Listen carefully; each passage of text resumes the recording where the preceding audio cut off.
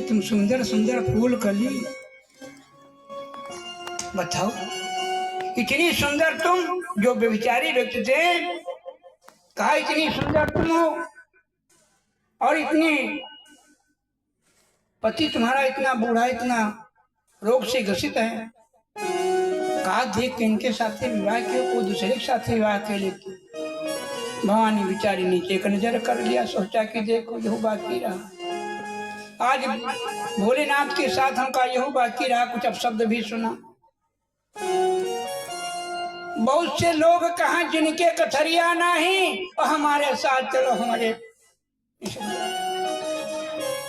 भाई, बहुत लोग यहू तरीके स्पष्टवादी, बहुत से लोग कहा जिनके कथरिया नहीं, हमारे साथ चलो हमारे मेहरिया नहीं। भवानी जी ने एक नजर कर इनका, अब कहा कहीं हम भोलेनाथ का कसम खवाए हैं, श्राप दे देता बहने भस्म जल के राख हो जाती, लेकिन पति की बात कुछ न। अब जब तक भिड़ जाए जो जाते कुछ ना कुछ अब शब्द भाषण करते, इतने में एक बेचारा बूढ़ा व्यक्ति चल नहीं पा रहा है, वो डंडे ले करके जा रहा है गंगा जी की ओर। कहा अरे बिटिया ये कौन है? अरे कहा अरे पूछ रहे हो आप कौन है? ये तो हमारे पति देवता हैं। कहा कहाँ को ले जा रही थी? कहा गंगा स्नान करने के लिए जाते थे, लेकिन अब हम ले जा नहीं पा रहे हैं। कहा बिटिया थोड़ा सहारा दे दो हमको, हमारी पीठ पर इनको बैठा।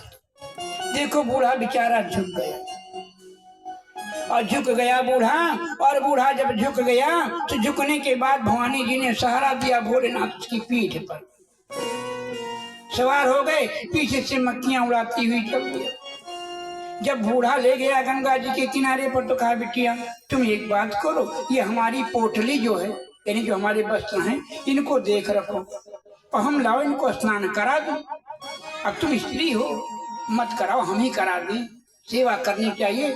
और जो गंगा जी का जल लाता वो चढ़ाता, जो गंगा जी का जल लाता सर से नाना, वो सब निर्मल काया हो गई, निर्मल काया हो गई। भोलेनाथ ज्यों के त्यों। कहारी भवानी इतनी बड़ी भीड़ में केवल एक ही भक्त गंगा स्नान करने के लिए आया है, बाकी कोई आया नहीं। तो गंगा स्नान करने के लिए काया का पाप दूर होता है गंगा स्नान करने से, और वाणी का पाप होता है हरि नाम का भजन करने से नष्ट हो जाता है। लेकिन भक्त बंधो अगर मन से पाप हो जाए तो मानव प्राणी को भुगत करके ही आत्म शांति प्राप्त होती है।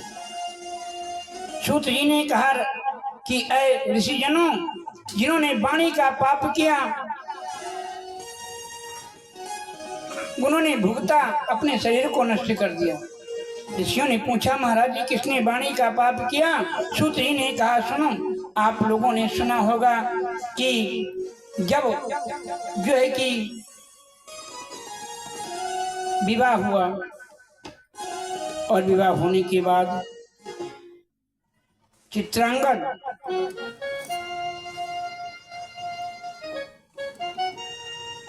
और विचित्र वीर ये दो भाई थे, ये राजा शांतनु के वंशज। इनका विवाह हुआ तो चित्रांगन जो था वो समरांगण भूमि में गंधर्वों के द्वारा लड़ करके मृत्यु को प्राप्त हुआ। भाई बचा कौन? विचित्र वीर। विचित्र वीर भाई किसका है?